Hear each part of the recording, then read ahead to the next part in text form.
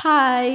ஒரு 1 வீக்கா சிவியரான fever, gold, காஃபு, throat பெயினுக்கு அப்புறம் இதுதான் என்னோட பேக் டு ரொட்டீன் கூடயே சொல்ல முடியாது. என்னோட பேக் டு நார்மல் டேஸ் தான் நான் வந்து விளாகா எடுத்திருக்கேன்.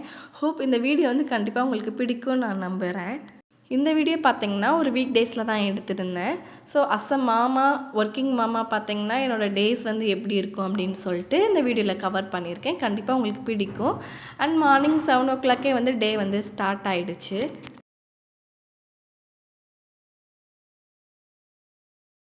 மார்னிங் டே வந்து எப்போதுமே இந்த மாதிரி ஸ்லோவாக இருக்காது. என்றைக்காவது தான் இந்த மாதிரி ஒரு பீஸ்ஃபுல்லான மார்னிங் அமையும். அது என் பையன் வந்து தூங்குகிற வரைக்கும் தான்.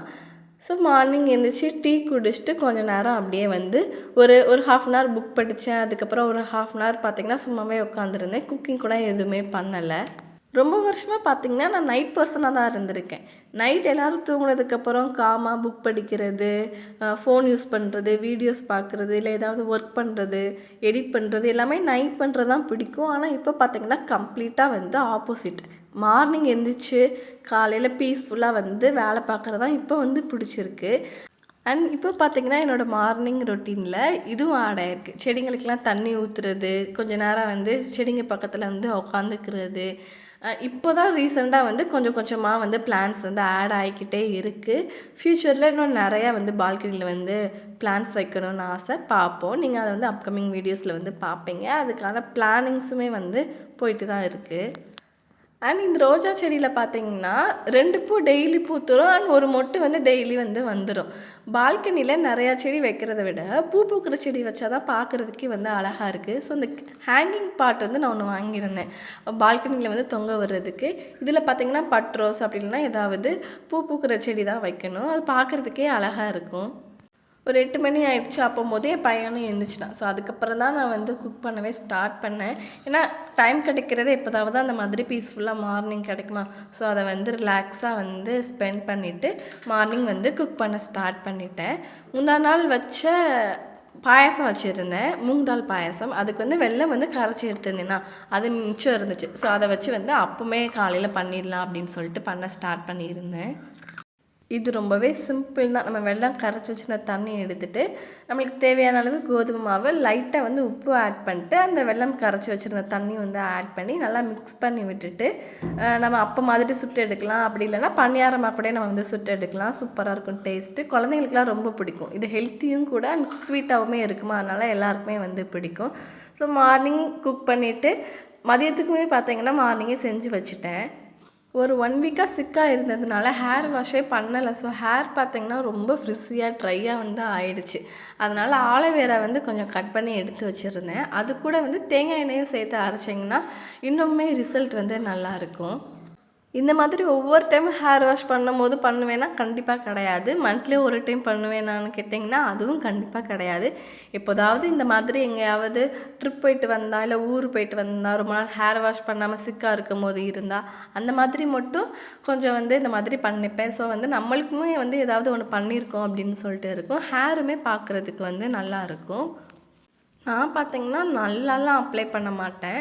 ஸ்கால்ப்புக்கு லைட்டாக வந்து முடிக்கு மட்டும் அப்ளை பண்ணிவிட்டு ஒரு 10 மினிட்ஸ் தான் வந்து நான் அப்படியே விடுவேன். சில பேர் பார்த்திங்கன்னா ஒரு 1/2 1 ஹவர் கூட வந்து ஊற வைப்பாங்க. ஆனால் நான் அப்படி இல்லை. ஒரு 10 மினிட்ஸ் தான் வச்சுட்டு உடனே ஹேர் வாஷ் பண்ணிவிடுவேன். ஏன்னா எனக்கு சைனஸ் ப்ராப்ளம் இருக்குது. உடனே வந்து தலைவலியுமே வந்துடுமா. ஸோ ஒரு 10 மினிட்ஸ் மட்டும் வச்சுட்டு நல்லா ஹேரை பார்த்திங்கன்னா வெயிலில் வந்து ட்ரை பண்ணி எடுத்துக்கிட்டேன்.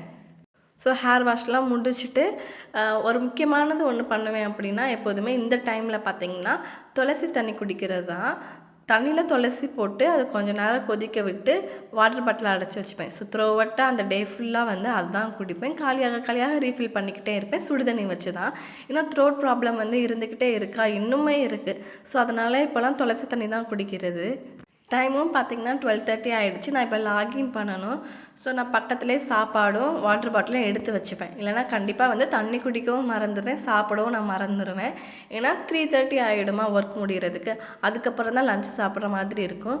ஸோ அதனால் ஒர்க் பண்ண ஸ்டார்ட் பண்ணுறதுக்கு முன்னாடியே வாட்டர் பாட்டிலும் சாப்பாடும் எடுத்து வச்சுட்டேன் அப்படின்னா கொஞ்சம் கொஞ்சம் அப்பப்போ வந்து சாப்பிட்டு தண்ணியெல்லாம் குடிச்சுப்பேன். அதனால தான். நான் பார்த்தீங்கன்னா ஒரு வெப்சைட்க்கு பார்ட் டைமாக கான்டென்ட் ரைட்டராக வந்து ஒர்க் பண்ணிகிட்டு இருக்கேன். இந்த ஜாப் பற்றின டீட்டெயில்ஸ் தெரியணும்னா மறக்காமல் கமெண்ட்ஸில் சொல்லுங்கள். நான் அப்கமிங் விலாக்ஸில் வந்து ஷேர் பண்ணுறேன். ஏன்னா இது நிறையா ஹோம் மேக்கர்ஸ்க்கு வந்து யூஸ்ஃபுல்லாக இருக்கும். அன்றைக்கி பார்த்திங்கன்னா ஒரு 3:30 ஆயிடுச்சா ஒர்க் முடிகிறதுக்கு.